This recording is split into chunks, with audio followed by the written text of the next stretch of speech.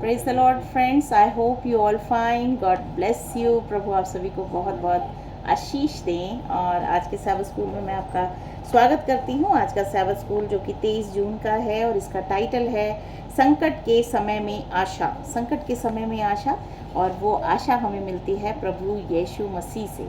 प्रभु यीशु मसीह जो हमारी आशा का आधार है। आज हम इसमें पढ़ेंगे किस तरीके से जो है परमेश्वर हमें अपनी सामर्थ्य से भरते हैं। क्वेश्चन है, दूसरे आगमन से ठीक पहले कौन सी घटनाएं घटित होती हैं? दूसरे आगमन से पहले कौन सी घटनाएं घटित होती हैं?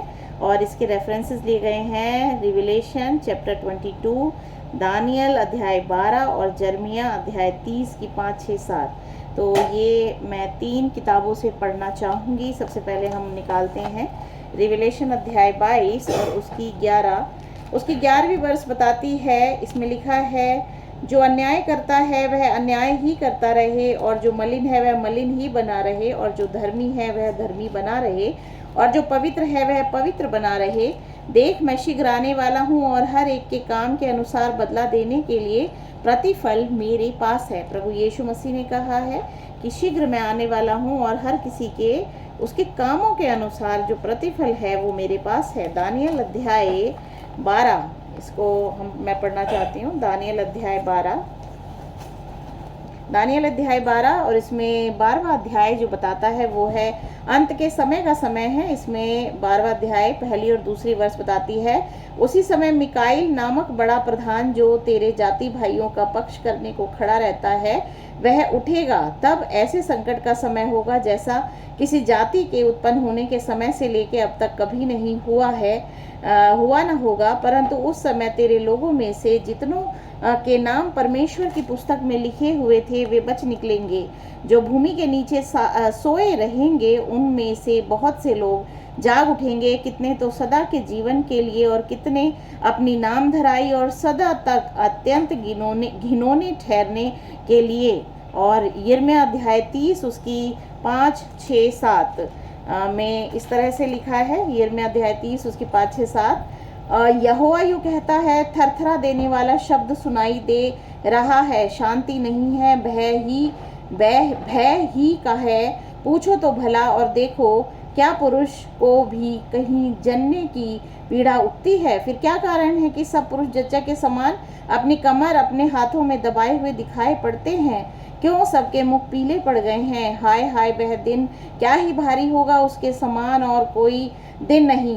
वह याकूब के संकट का समय होगा, परंतु वह उससे भी छुड़ाया जाएगा। यहाँ पे परमेश्वर के पवित्र लोगों के बारे में इस वचन को कहा गया है कि संकट का समय होगा, लेकिन परमेश्वर अपने लोगों को बचाएगा, और जिनका नाम जीवन की पुस्तक में लिखा है वो लोग बचाए जाएंगे। फिलिपियंस अध्याय 4 उसकी 3री वर्ष और रिविलेशन अध्याय 13 उसकी 8वीं वर्ष बताती है, पृथ्वी के सब रहने वाले जिनके नाम उस मेमने के जीवन की पुस्तक में लिखे नहीं गए, जो जगत की उत्पत्ति के समय से घात हुआ, उस पशु की पूजा करेंगे, और जो उस पशु की पूजा करेंगे वो जो है अनंत मृत्यु के भागीदार होंगे। बाइबल यही बताती है, परमेश्वर के जनों को परमेश्वर हमेशा ही बचाते हैं। और इस तरीके से क्वेश्चन जो था कि कौन सी घटनाएं घटित होंगी, उसके रेफरेंस में लिखा है, मानव परिवीक्षा के समापन के बाद संकट का समय आता है। जब से मनुष्य की सृष्टि हुई है तब से ऐसा कभी नहीं हुआ। प्रकाशित वाक्य 16 7 अंतिम विपत्तियों का वर्णन करता है जो दुष्ट संसार पर डाली जाएंगी, परंतु मिस्र पर पड़ने वाले विपत्तियों की तरह परमेश्वर के लोगों को उनसे बचाया जाएगा। दानियल की प्रतिज्ञा पर ध्यान दें, परंतु उस समय तेरे लोगों में से जितनों के नाम परमेश्वर की पुस्तक में लिखे हुए हैं वे बच निकलेंगे। तो परमेश्वर खुद जो है अपने लोगों को बचाने आने वाला है। प्रभु यीशु मसीह का आगमन जो है एक ऐसी घटना होगी जिसमें परमेश्वर खुद अपने लोगों को बचाएगा। और 12 अध्याय जो कि एक हमने पढ़ा, यह अवश्य ही जीवन की पुस्तक की ओर संकेत कर रहा है। और इसमें कुछ वर्सेस जो कि 13 अध्याय प्रकाशित वाक्य उसकी 8वीं वर्ष जो मैंने पढ़ी कि जिसके नाम उस जीवन की पुस्तक में नहीं लिखे हैं वो पशु की आराधना करेंगे।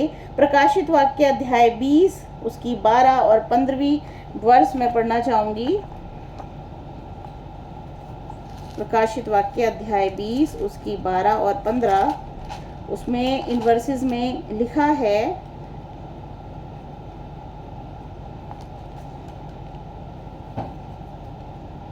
बारह और 15वीं वर्ष में लिखा है,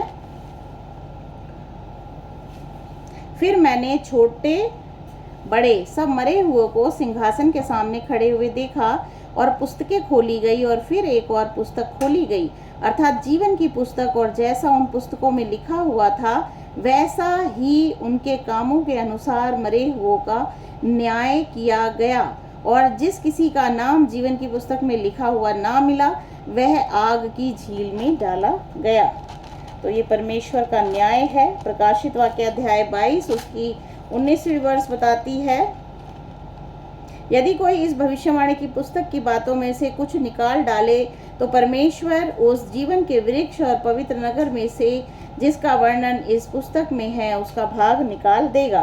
तो यदि हम यीशु के प्रति वफादार रहे हैं तो हमारा नाम जीवन की पुस्तक से नहीं मिटाया जाएगा। ये परमेश्वर का वचन है और इसमें इसीलिए ये बताया गया है कि हम परमेश्वर के वफादार जन बने, जिससे कि हम जो हैं परमेश्वर के जो जीवन की पुस्तक है उसमें हमारा नाम हमेशा के लिए दर्ज हो जाए। अध्याय 3 प्रकाशित वाक्य उसकी वर्ष 5 उसमें लिखा है, जो जय पाए उसे इसी प्रकार श्वेत वस्त्र पहनाया जाएगा और मैं उसका नाम जीवन की पुस्तक में से किसी रीति से ना काटूंगा, पर उसका नाम अपने पिता और उसके स्वर्ग दूतों के सामने मान लूंगा।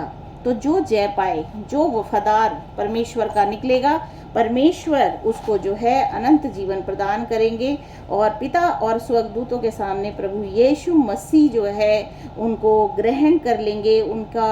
और इसमें लिखा है कि किसी भी रीति से उनका नाम मैं जीवन की पुस्तक से नहीं काटूंगा।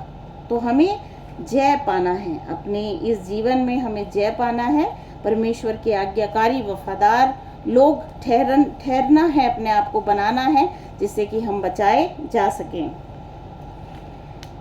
तो प्रभु आप सभी को आशीष दें। आमीन।